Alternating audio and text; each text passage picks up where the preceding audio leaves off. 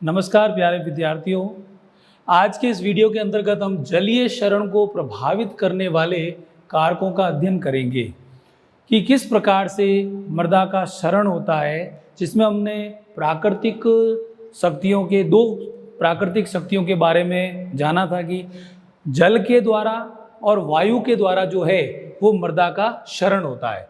और यहाँ पर हम बात कर रहे हैं जल के द्वारा होने वाले क्षरण के बारे में, यानी कि भूमि का जो कटाव है वो पानी के द्वारा होता है। और पानी जो है वो एक प्राकृतिक शक्ति है जिसके माध्यम से जलीय मृदा का क्षरण होता है।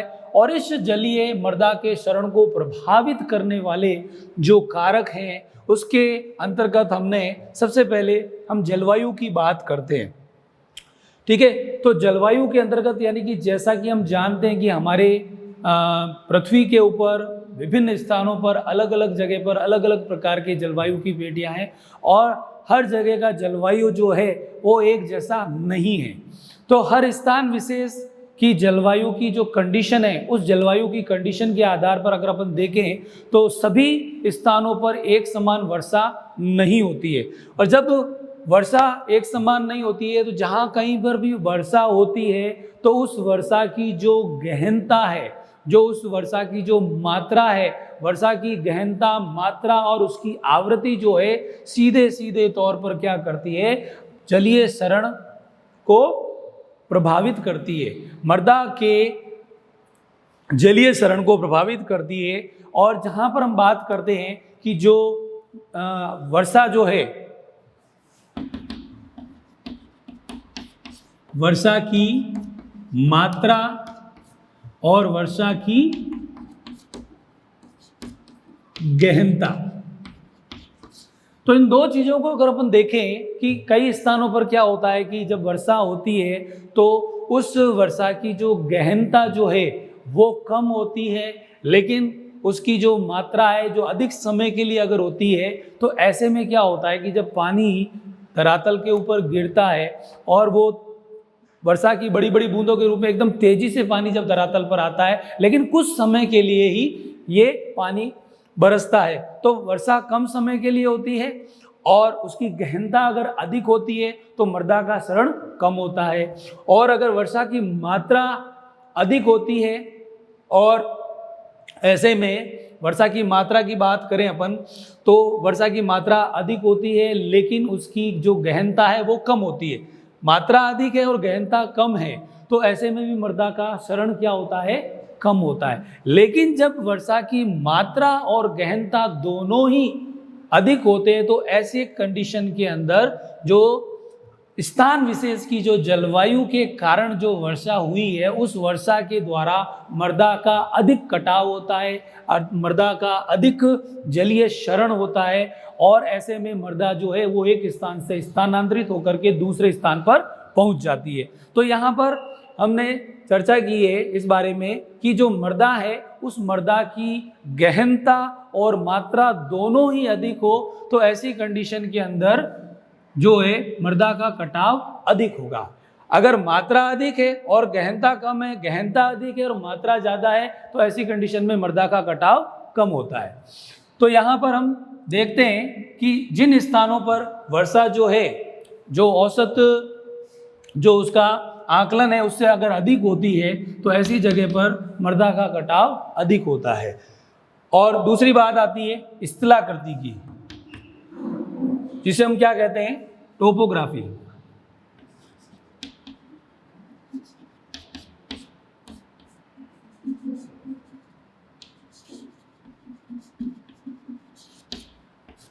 टोपोग्राफी, जैसा कि हम जानते हैं कि हमारे देश के अंदर सभी जगह पर एक जैसी स्थलाकृति नहीं है। स्थल की जो आकृति है, कहीं पर जमीन समतल है, कहीं पर ऊबड़ खाबड़ है, कहीं पर पर्वतीय क्षेत्र है, कहीं पर ढलान वाले क्षेत्र हैं, कहीं पर खाड़ियाँ हैं, तो कहीं पर समुद्र है, कहीं पर नदियाँ हैं। तो हर जगह की जो स्थल की जो आकृति है उस स्थलाकृति को अगर हम देखें तो जहाँ ढलान वाले क्षेत्र हैं तो वहाँ पर जब वर्षा होती है तो वर्षा का जो जल है वो ढलान के कारण तेजी से बह करके नीचे की ओर आता है।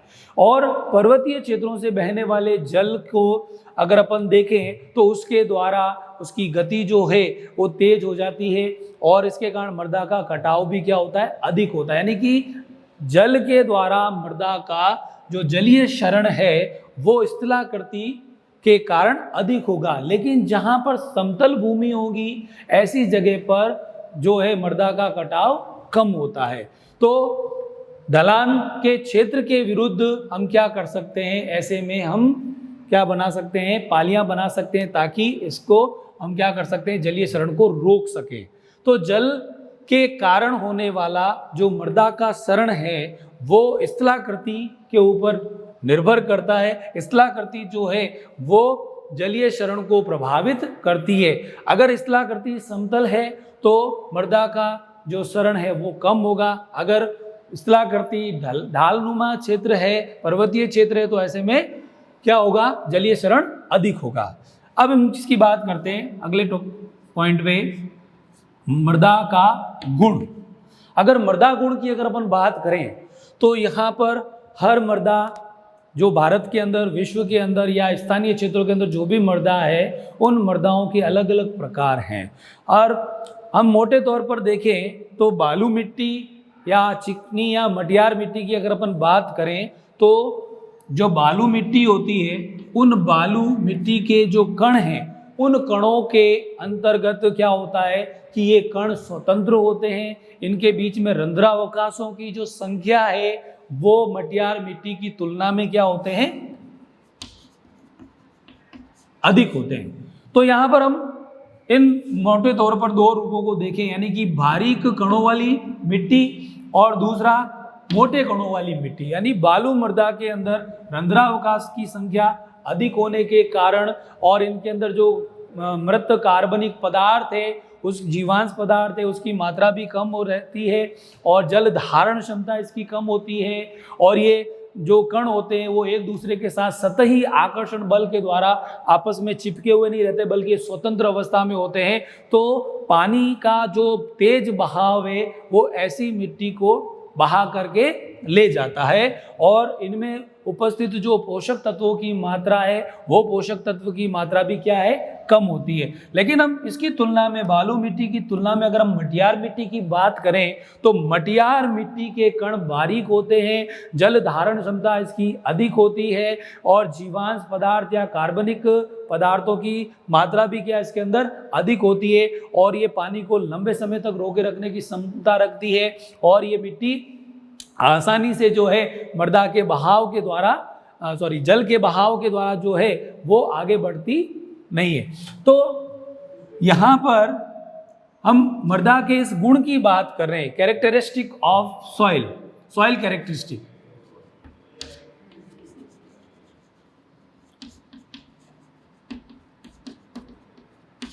तो सॉइल कैरेक्टरिस्टिक यानी कि मृदा के अंदर जो गुण है उस गुण के आधार पर किस प्रकार की वो मृदा है, तो उसके अंदर जो उसके भौतिक गुण की बात करें अपन तो बालू कण जो हैं वो मृदा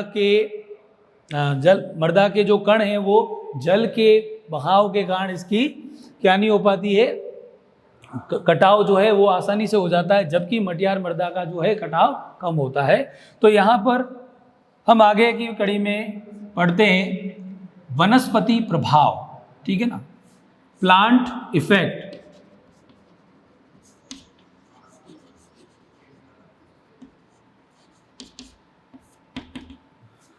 तो जैसा कि हम जानते हैं कि जहां पर वनस्पति रहित जो क्षेत्र होता है और ऐसे क्षेत्रों के अंदर जहां पर पौधे उगते नहीं है या पौधे वहां पर मरुस्थलीय क्षेत्र जीरोफिटिक प्लांट्स जहां होता है या जहां पर रेतीली भूमि पाई जाती है, ठीक है ना, जहाँ सैंड ड्यून्स पाए जाते हैं, धोरे पाए जाते हैं, तो ऐसी जगह जो वनस्पति विहीन क्षेत्र है के अंतर्गत आती है तो वहाँ पर बंजर भूमि जो है और वहाँ की उर्वरा शक्ति की अगर अपन बात करें तो ये जगह जो है वो पादपों को वहाँ पर सघन रूप से अगर उगाया जाए तो वहाँ पर जल के द्वारा जो मृदा का क्षरण होता है उसे रोका जा सकता है। जिन स्थानों पर वन आच्छादित क्षेत्र होते हैं वहाँ पर, या वनों से ढके हुए या पादपों से या वनस्पति से ढके हुए क्षेत्र जो हैं, उन जगहों पर जब वर्षा होती है तो उस वर्षा जो है उन पौधों की पत्तियों के ऊपर आकर के गिरती है और सीधे ही वो मृदा के संपर्क में नहीं आती। यानी वर्षा का जल जो है वो वनस्पति के वजह से सीधे ही मृदा के संपर्क में नहीं आता है, तो वर्षा जल की बूंदों का जो प्रहार है वो पत्तियों के ऊपर गिरने के कारण से कम हो जाता है और उसके बाद में पेड़ पौधों के आसपास के क्षेत्र की जो मिट्टी है वो बंधी रहती है उनकी जड़ों के द्वारा, और वहाँ पर जो पेड़ पौधों की जो टहनियाँ हैं, जो पत्तियाँ हैं, वो भी नीचे गिरती हैं और एक तरह से वहाँ पर जो उनकी जड़ें हैं जो पलवार का काम करती हैं, पत्तियाँ जो है पलवार का काम करती है, यानी कि पादपों के जो अवशेषी भाग है वो सतह के मिट्टी की सतह के ऊपर बिछ जाते हैं और ऐसे में पादप जो है वो एक बैरियर का काम करता है, यानी कि जल के द्वारा मृदा के कटाव को रोकने के लिए वनस्पति अपनी एक अहम भूमिका निभाती है और इस वनस्पति के प्रभाव के कारण जो है जलीय क्षरण कम होता है। अगर वनस्पति रहित क्षेत्र है तो जलीय क्षरण अधिक होगा, अगर वनस्पति आच्छादित क्षेत्र है तो ऐसे में जलीय क्षरण क्या होगा, कम होगा, क्योंकि वर्षा का जो जल है वो सीधे ही मृदा के संपर्क में नहीं आता है। जब वर्षा के जल पानी की बूंदों के रूप में धरातल पर गिरता है तो वो पहले पत्तियों के ऊपर गिरता है, उन पौधों पर गिरता है, उसके बाद में वो पानी भूमि के संपर्क में आता है, जिससे जल का जो प्रवाह है, जो उसका प्रहार है वो कम हो जाता है, इससे जलीय क्षरण जो है कम होता है। अब इसके बाद में हम आगे की बात करते हैं मानवीय कारकों के बारे में, ठीक है ना, ह्यूमन फैक्टर।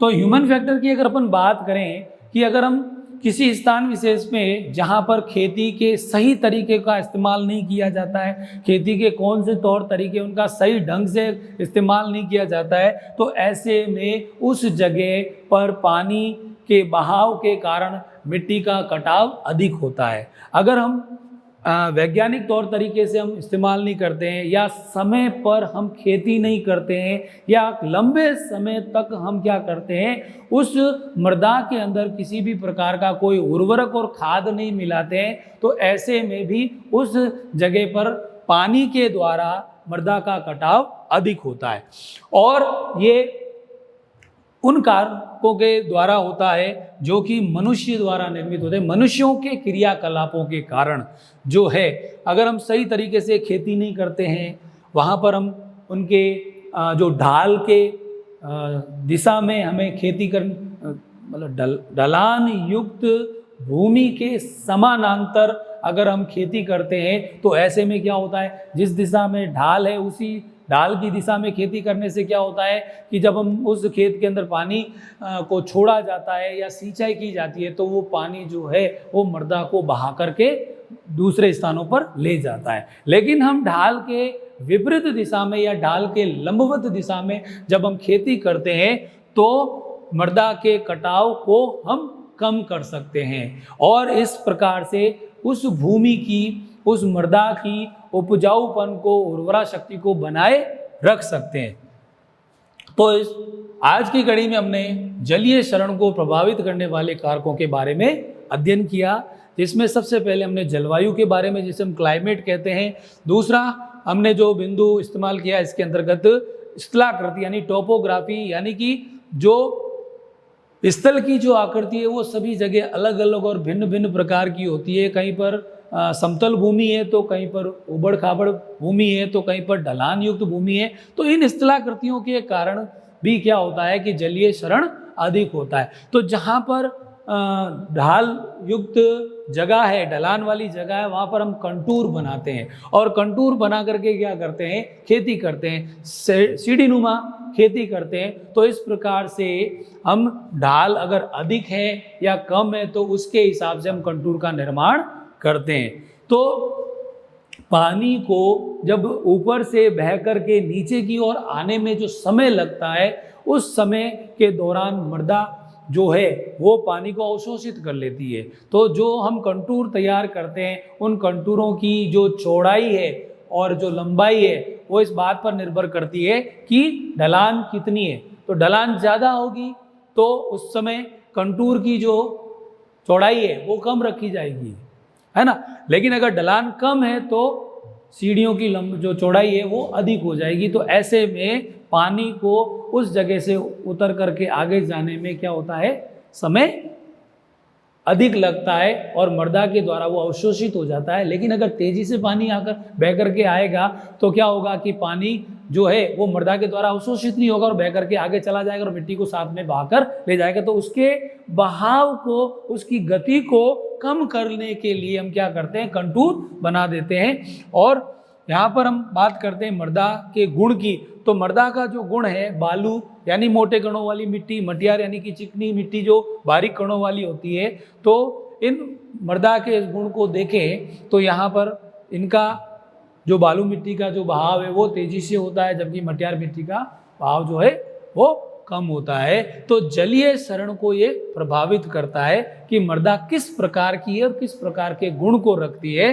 वनस्पति का प्रभाव यानी कि वनस्पति आच्छादित क्षेत्रों में जो है जलीय मृदा शरण जो है वो कम होता है, क्योंकि पानी जो है वो सीधे ही मृदा के संपर्क में नहीं आता है और उसके जो प्रहार को कम कर देता है, उसकी गतिज ऊर्जा को कम कर देता है, जिसके परिणाम स्वरूप वनस्पति जो है वो जलीय शरण को प्रभावित करने में सहायक होती है।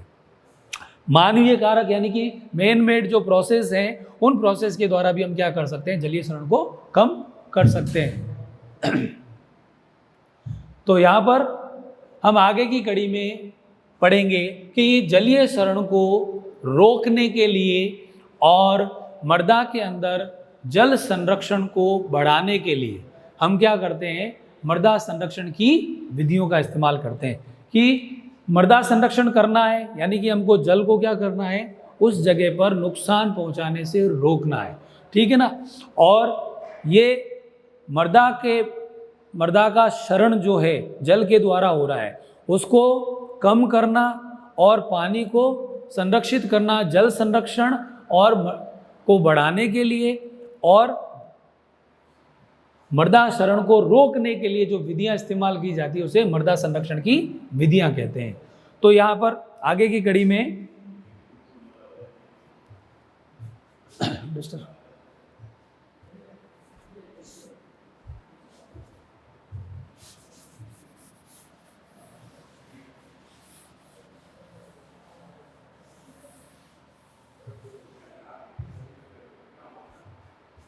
तो मृदा संरक्षण की जो जैविक विधियां हैं उन विधियों को हम पढ़ेंगे। मृदा संरक्षण की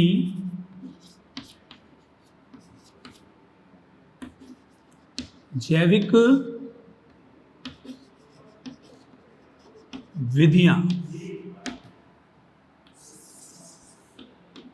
तो यहाँ पर हम मृदा संरक्षण की जैविक विधि, तो सबसे पहले हमें यह जानना जरूरी है कि मृदा संरक्षण है क्या, यानी कि मृदा के शरण को रोकना, ठीक है ना। क्योंकि मृदा अगर संरक्षित नहीं की जाएगी तो किसी भी खेत की या कृषि योग्य भूमि की जो उर्वरा शक्ति है, जो उसका उपजाऊपन है वो प्रभावित होगा, यानी कि उसकी उर्वरा शक्ति नष्ट हो जाएगी। मृदा जो है वो एक स्थान से दूसरे स्थान पर पलायन कर जाएगी, स्थानांतरित हो जाएगी। तो ऐसे में उस जगह की उर्वरा शक्ति कम हो जाएगी। तो हम चाहते हैं कि ऐसी विधियों को अपनाएं जिसके द्वारा मृदा का क्या हो जाए, भूक्षरण जो है, मृदा का कटाव कम हो जाए और जो प्राकृतिक तौर पर होता है और यहाँ तक कि त्वरित तौर पर भी होता है। तो हम उस मृदा के कटाव को रोकने के लिए और जल को संरक्षित करने के लिए उपयुक्त विधियों का इस्तेमाल करते हैं। तो ऐसी विधियां क्या कहलाती है, मृदा संरक्षण की जैविक विधियां कहलाती है। इसके अंतर्गत हम बात करते हैं यहाँ पर 3 विधियां हैं इसके अंतर्गत। मृदा संरक्षण की जो जैविक विधियां हैं वो 3 प्रकार की है। सस्य संबंधी विधियां,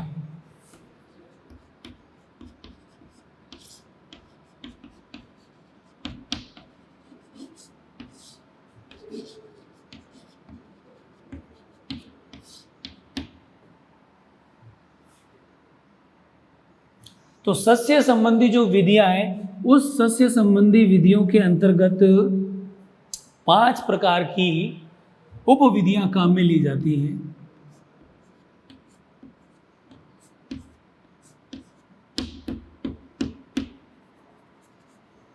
नंबर 1, समोच्च खेती।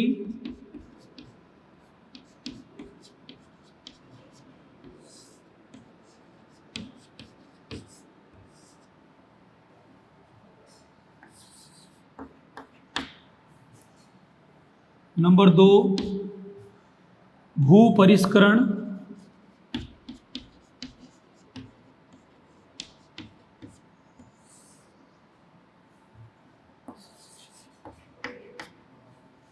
नंबर 3,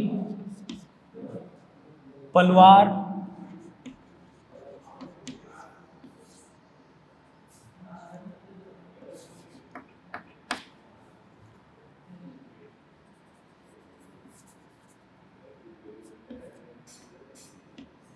नंबर 4, फसल चक्र।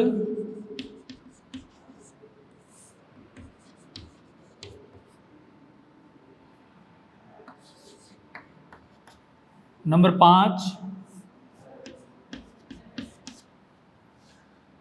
पट्टियों में फसल बोना।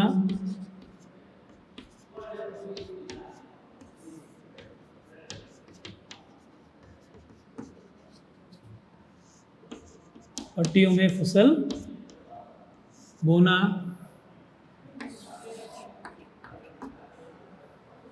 ठीक है, तो यहां पर हम बात करते हैं सस्य संबंधी विधियां, और उसके बाद में जो दूसरी विधि है यह है अपने घास संबंधी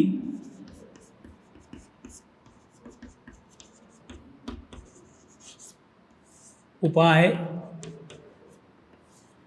और तीसरी जो विधि है जो वृक्षारोपण।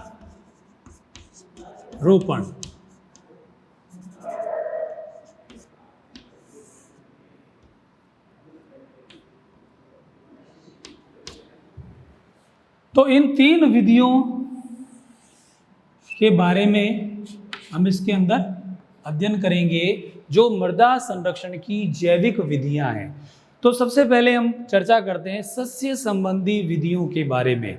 तो यहाँ पर मृदा संरक्षण को बढ़ावा देने के लिए, मृदा को संरक्षित करने के लिए हमें किसका सहारा लेना है? सस्य संबंधी, यानी कि जो भूमि में जो फसलें बोई जाती हैं तो उन फसलों को बोने के लिए हम कौन कौन से क्रियाकलाप करते हैं या कौन कौन सी कर्षण क्रियाएं करते हैं जिसके माध्यम से उस जगह की मृदा को संरक्षित किया जा सकता है। Conservation of the soil by biological methods. ठीक है ना। तो सस्य संबंधी जो विधियां है उसके अंतर्गत हम सबसे पहले समोच्च खेती की बात करते हैं, यानी कि ऐसी जगह, ऐसे स्थान जहां पर पहाड़ी क्षेत्र हो और पहाड़ी क्षेत्रों में या ढलान वाले क्षेत्रों में जहां पर खेती की जाती है तो उस जगह पर जो खेती करने की जो विधि है उसे हम समोच्च खेती कहते हैं, या कंटूर का निर्माण करने वाली खेती। यानी कि जहाँ पर्वतीय क्षेत्र है वहाँ पर एक समान ऊंचाई पर हम क्या बनाते हैं? एक समान ऊंचाई की एक रेखा बनाते हैं जिसको हम क्या कहते हैं? कंटूर कहते हैं, या सीढ़ी बनाते हैं। ठीक है ना, जिसकी ऊंचाई क्या होती है? समान होती है। ठीक है ना। जिस प्रकार हम घर के अंदर चढ़ने के लिए सीढ़ियाँ बनाते हैं तो उन सीढ़ियों का क्या होता है? गैप जो है वो बराबर रहता है, समान ऊंचाई का होता है। यानी कि एक स्टेप से दूसरे स्टेप पर जाने पर जो ऊंचाई हमें तय करनी पड़ती है वो समान होती है। तो ऐसी सीढ़ियों को बना करके हम क्या कर सकते हैं? उस जगह पर खेती करते हैं। तो इससे हमें क्या फायदा मिलता है? क्योंकि जो पहाड़ी क्षेत्रों से बह करके आने वाला जो वर्षा जल है वो अपने साथ तेजी से बहाव के कारण मृदा को बहा करके जो निचले स्थान है, तराई वाले क्षेत्र है, वहां तक वो लेकर के चला जाता है। तो ऐसी स्थिति में उस जगह पर हम अगर कंटूर का निर्माण करते हैं, सीढ़ी नुमा खेती करते हैं, तो जितना पानी को रुकने का समय मिलेगा, यानी कि जब पानी बह करके आएगा स्टेप बाय स्टेप नीचे जाएगा, तो स्टेप बाय स्टेप नीचे जाएगा, तो इतने समय के अंदर उस जगह पर जो मृदा है वो उस पानी को अवशोषित कर लेगी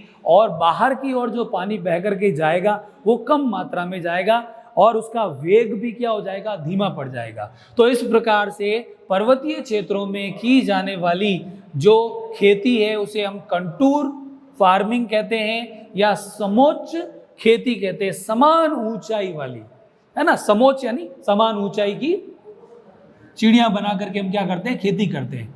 दूसरा हम बात करते हैं भू परिष्करण की।